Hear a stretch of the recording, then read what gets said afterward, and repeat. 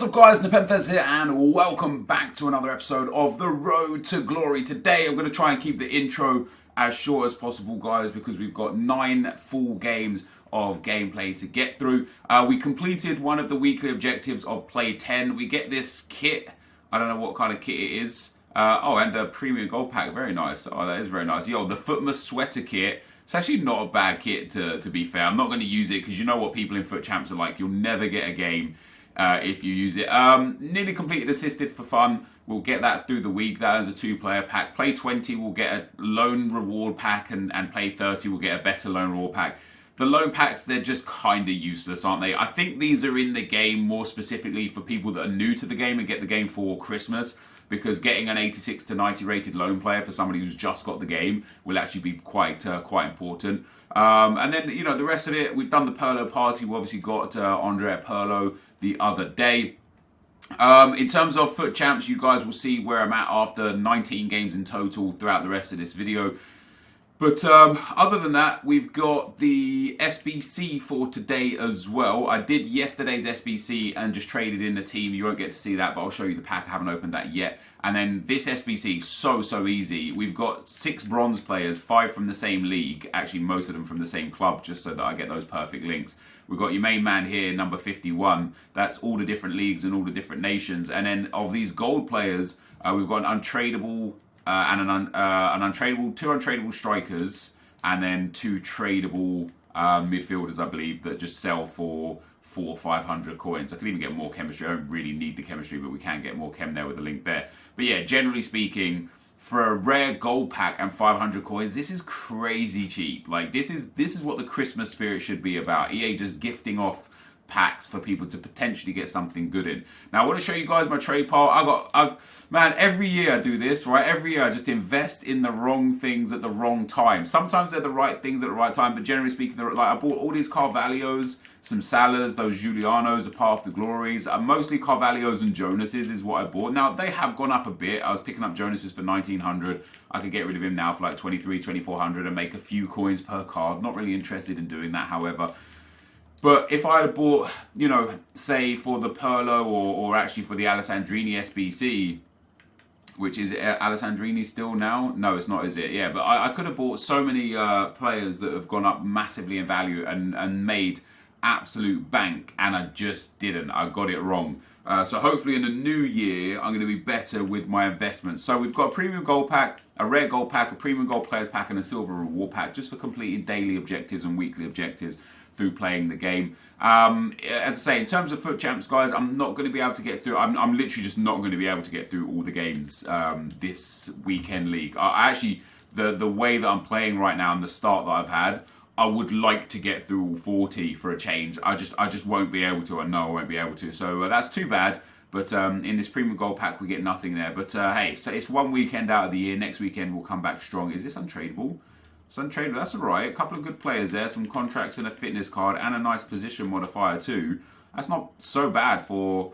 What was that for completing? Just playing 10 games. That's actually okay. And then we get a rare gold pack and a premium gold players pack. Would be nice to pick up something out of one of these packs, but it cost me like no coins for either of them. We do get a board out of the rare gold pack. Is it going to be a big player? It's going to be Brazilian, striker, another Jonas. So we get to put another Jonas onto the trade pile in typical EA fashion. Thank you very much, guys. We also get a Bellarabi and a Vankier there and some consumables. Danilo also in the pack. Jonas will send up to the trade pile. How much is Danilo selling for right now? Maybe 1,000 coins. Yeah, 1,000 coins. I'm going to get rid of him straight away. 78 rated Man City player, but I actually need the space on the trade pile, so I want to sell him. I think he did sell straight away. So before we open that other pack, I just want to make sure I've got the most space that I can have on the trade pile. So 1,000 coins from Danilo there. And then we're going to open up the 25k pack, which was from yesterday's Futmas Daily SBC. Like I said, I didn't record the footage or anything. We actually don't get a board player out of this pack. But hey, what are you going to do? We get... Ooh, is Bernardeschi right now has value? Yes, he does. 2.4k for him. And there's nothing there less than like 3.5k. Let's go like this. Let's pop him up for 3,000 coins. That leaves us with 2 spaces. How many? 3, 6, 9... Wait, hold on. Before I list him up, let me check the prices of these guys. Alex Oxlade-Chamberlain, less than 1,000 coins. Less than 8, his discard price is the Ox, so that's fine then. What we'll do is we'll put Bernardeschi onto the trade pile for 3k. That's not a bad pack, considering we didn't get a board in this pack. We're actually going to make some okay coins, and then we'll check this guy as well just to see if he's got some value.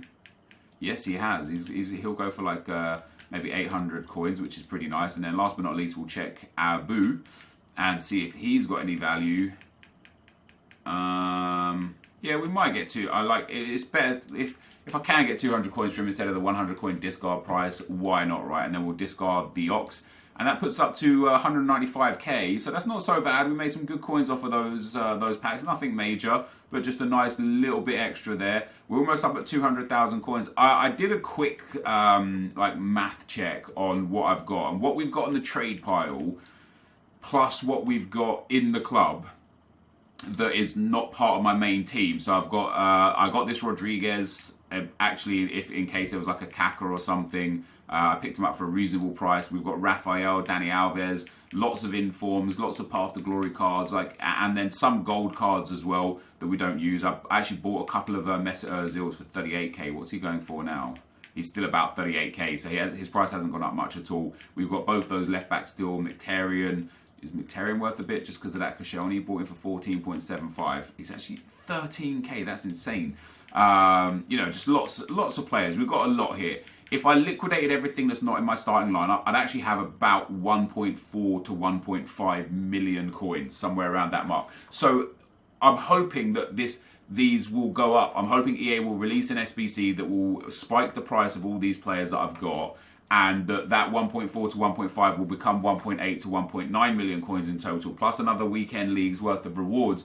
We're going to be well on our way to getting enough coins to pick up Team of the Year Modric, Team of the Year Ramos, and Team of the Year Marcelo, even if it means changing the team around a little bit. So we're in a good spot. But anyway, guys, for now, that is going to be the end of the live section. Let's get into the gameplay. Okay, guys, as we go into the gameplay, first thing to note is if that first sort of 6-7 minutes of the video was choppy, I apologize. When I edited the video together, the gameplay was double the length of the actual recording time, which means it recorded corrupted. So I'm just happy that there was actually some footage there. So the face cam and the audio would have been fantastic and just absolutely fine, but the actual like gameplay footage behind of me showing the club and the transfers and opening those packs and stuff might well have been really choppy. So I apologise if that was the case. Last time that happened to me, it was an issue with my Elgato. I really hope that I don't have an issue with Elgato again right now. That would be very problematic. But into the gameplay we go, guys, and we've got some comments. I've only picked 5 this time so that I hopefully don't run out of time. But before we get into that, for those of you that celebrate Christmas, Merry Christmas and Merry Christmas Eve to all of you. It's an interesting time of year for FIFA, that's for sure, but it's a time of high spirits and festivities outside of that. So hopefully you guys have a good Christmas and get the things that you want. I hope so much for good things for FIFA. And, you know, some things that the devs say intrigue me a little bit. You know, like one of the devs tweeted out that, you know, we're only 11 weeks in, still lots to come. And we were actually 13 weeks in when he tweeted that, because we were on the 13th week of Team of the Week. But that might be including like early access and such. But even if it's 11 or now 12 weeks since full release, hopefully there is a lot more to come. But it's like, for me personally, and we're going to get into this in a bit deeper in this video, for me personally, it's not about what's to come. You know, I don't think anyone generally has a problem with the content within the game.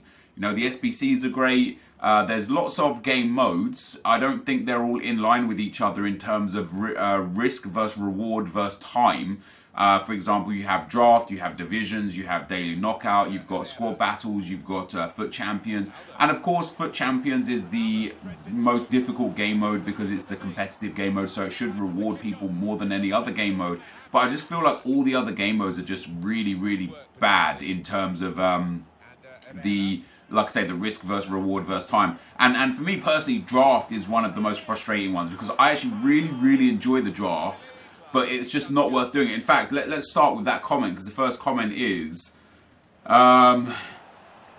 from FIFA, Kid SBCs and more says, what happened to your drafts on your main channel? And I guess some people missed it. What a goal that was from Ronaldo, by the way. I guess some people missed it, but I will only be doing drafts now when there are promos in packs. So Path to Glories, ones to watches, the Halloween cards. Anytime there's a special promo in packs, I'll play draft, because not only then can we get good players for the draft, but we can potentially have a chance of getting better rewards. And the reason why I went for that is because in draft, there's two big issues for me in draft. Number one is, for winning the draft, you don't necessarily make anything back, right? It's just a really harsh game mode. Like, sometimes you'll make your money back, sometimes you'll make a K or two less, and sometimes you'll make a little bit to much more, depending on how good your pack luck is. But what I also dislike about the draft more specifically is the sporadic rewards that have just no continuity. For example, you can win the draft and get a 50k pack and a 5k pack. You can win the draft and get two 25k packs and a 7.5k pack. You can win the draft and get a 100k pack, a 35k pack, and a 15k pack. You can win the draft and get 45k coins, a 50k pack, and a 15k pack. And it's like, why can you get as a minimum reward 55,000 coins worth of packs, and as a maximum reward 150,000 coins worth of packs, or 45,000 coins and 65,000 coins worth of packs? I don't quite understand why the difference between the rewards is so vast for doing the same thing. And there's been so many theories going around about how to get the better rewards. Keep clean sheets gets you better rewards. That was quashed. I went through a whole draft of getting all clean sheets earlier on this year, and I got a 50k pack and a 5k pack. Scoring goals gets you rewards. Getting no rage quits gets you the better rewards. And everything that somebody said, hey, this is I got the reward after this set of circumstances, I've reenacted those circumstances and I didn't get the same reward. So for me, things like that is just really frustrating, that there's just no consistency in the rewards. And you could actually lose in the draft final and get a 50k pack, which is better than winning the draft final and getting the two 25k packs, the terrible 25k packs, and the 7.5k pack. And I just don't think it's fair. And I think they've got that wrong. You know what I mean? So although there's a lot to do in the game this year, and although I think, like I say, content-wise, I think EA are relatively on the money with what the general population wants. It's not with what I want. I want so much more, but that's because I'm greedy and selfish, and I obviously want video content that's easy to produce as well. And a lot of the SBCs and stuff is just relatively low energy. Like this Road to Glory, for example, I sit here and I play 40 games over a weekend. I have to edit, render, upload, etc., etc. But on the main channel right now, I turn up at 6 PM, I do an SBC, it doesn't take as long as it does on the Road to Glory. So I want more in terms of content-wise for that, because it just makes my life a little bit easier. But yeah, I think they've just got it wrong a little bit with how the different game modes reward people for different things. And I do believe that they need to work on that, in my opinion. So that's why I don't do the draft to glory on the main channels right now, because there's no reason to. I could win the draft and I wouldn't even get anything. Like, the likelihood of me packing something worth anything is so slim. And for that reason, I just can't be bothered to play the draft. Jethro says, hey Nep, just wanted to know what the difference between acrobatic and traditional goalkeeper saving techniques, and how much is the difference of having one with making game. PS, best Road to Glory on YouTube. I appreciate the kind words, Jethro. One of the responses to your comment was from the HS Dropout. He says, acrobatic keepers dive better and use one hand to save, which means they won't catch the ball, which causes rebounds. Traditional try to save with two hands and catch the ball more. And I do remember last year, and I don't know how true this is, right, because I don't know the specific answer as to why, and this is as reasonable as answer as any. But I remember last year there was a big, not a big scene, but like people were chatting about, hey, it's better to have traditional goalkeepers because they don't parry the ball. It turned out that acrobatic goalkeepers parry the ball a lot more. But what I feel like is, okay, that's a very reasonable observation to make. But let's assume an instance where you've got an acrobatic and a traditional goalkeeper, and the traditional goalkeeper dives, catches and saves the ball. Perfect. The acrobatic goalkeeper dives, one-handed, parries the ball out. Fine.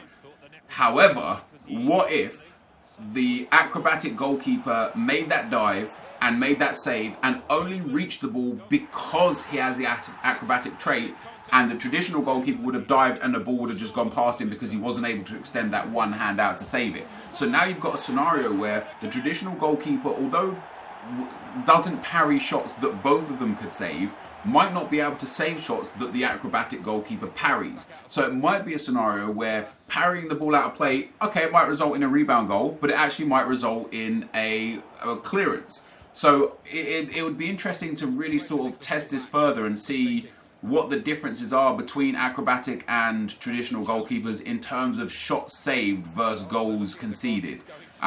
Because there might be some interesting numbers there. Maybe something to look into a little bit in the future. This game here, by the way, guys, I should have won this game. I let myself down in this one. I was 3-1 up. I was 4-2 up. I was 4-3 up leading into the 90th minute. I made a bad pass decision and ended up conceding in the 90th minute to go 4-4. I even went 5-4 up in extra time. I pulled it back to 6-6. And then in penalties, I was feeling quite confident. Scored the first penalty. My opponent missed his first penalty. So I was like, hey, absolutely fantastic. I then dived the correct way, and the goalkeeper just doesn't dive. He just kind of falls and rolls. So I feel like I should have saved that penalty. That's what I feel like my goalkeeper should have done there. Full arm stretched out instead of a little roll. But hey, that doesn't really matter. The next penalty he scores, he puts it the wrong side of the goalkeeper. That's fair enough. And then my penalty here with Kimmich, I don't put that much power on it. Look at that, 2 bars of power, guys, and this goes way wide. So I was a bit disappointed that I missed that. I thought I was just going to nestle in the top right or middle right corner.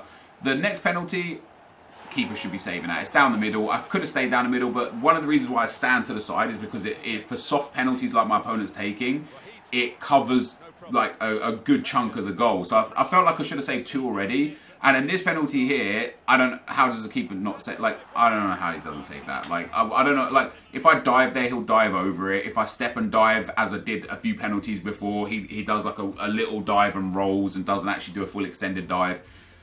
And if I just stand the right side, he just puts a knee to it and doesn't actually save it. So I felt like I should have saved 3 of those penalties. But regardless of that, outside of that, I really should have just won that game in normal time. I let myself down with some more bad defending and some bad decision making. But that put us to 13-2.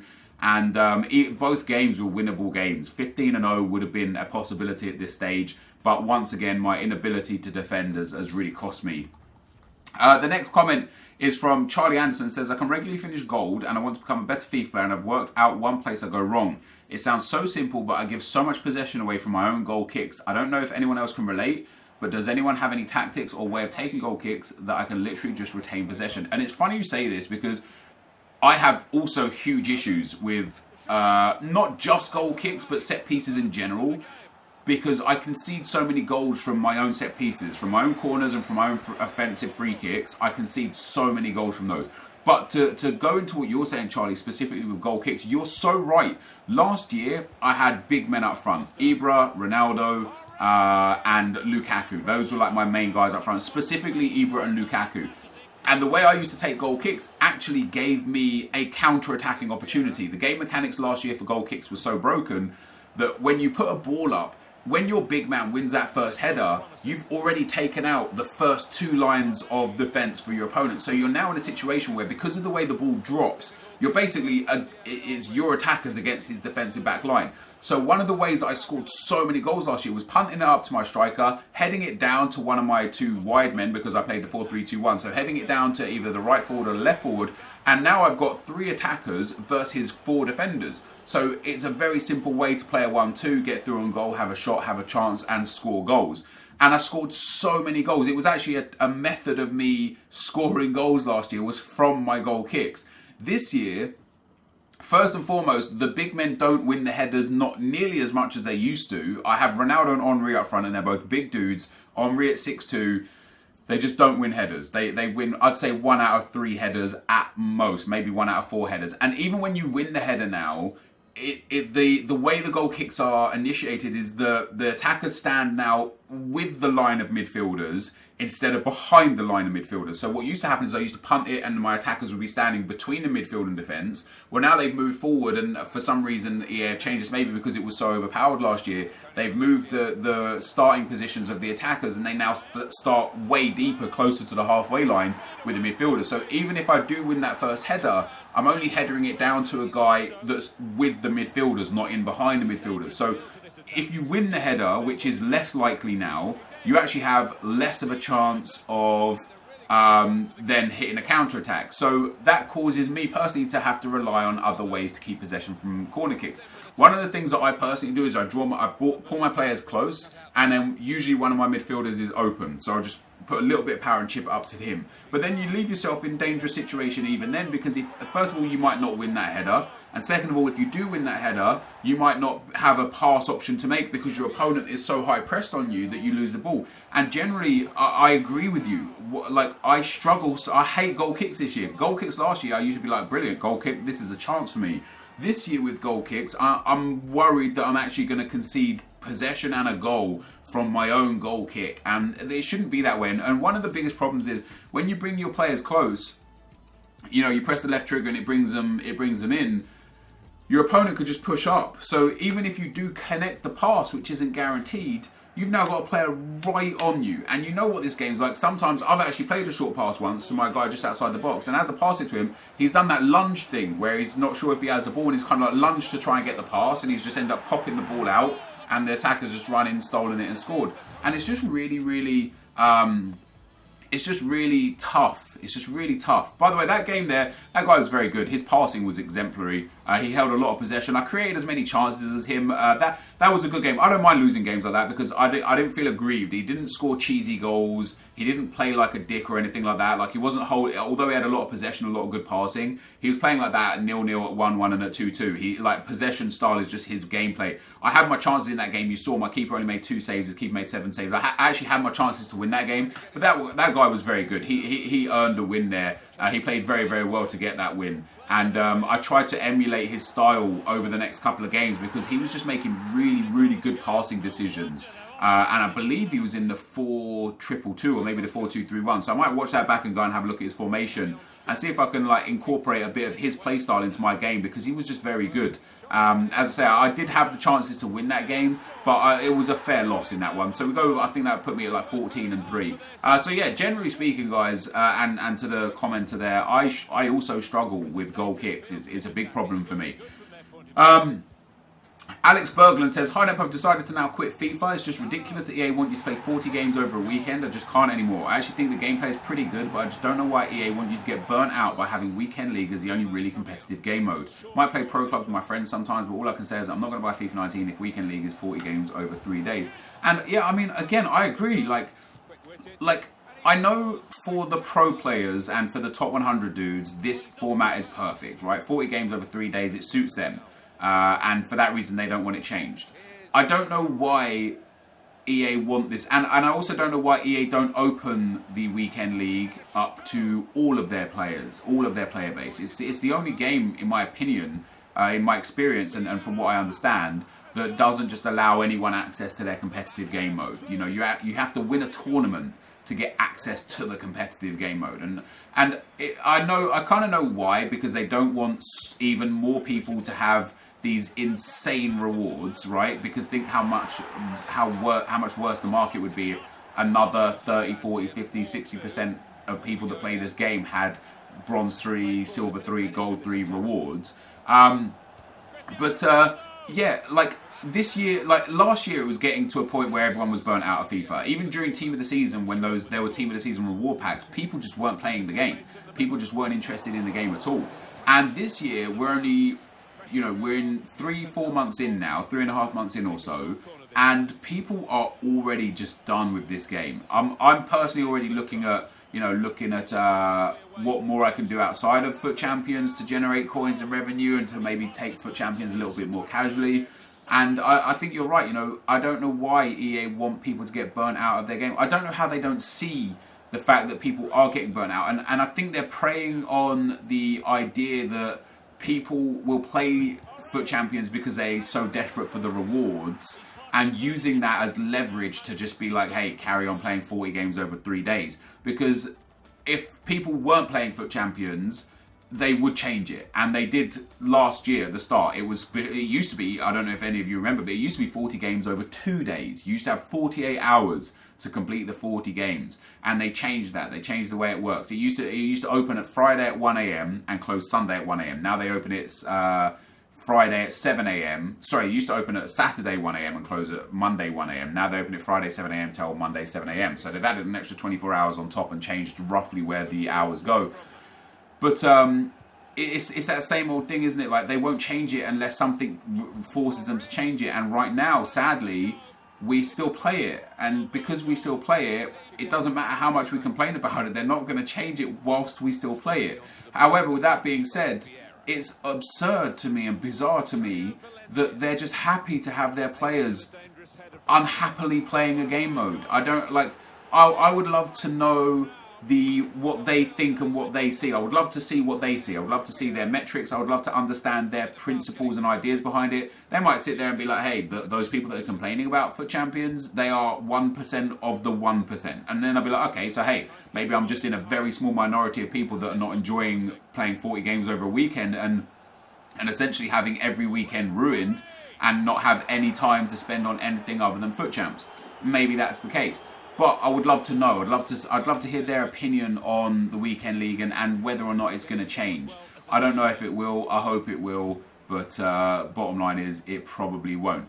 As we go forward from here, guys, I ended up, I've done good this weekend. I've got 21 games left, so we played 19 up till Saturday, and I'm currently 16-3, which is fantastic. Really good spot for Elite 3 if I wanted it, if I could push on.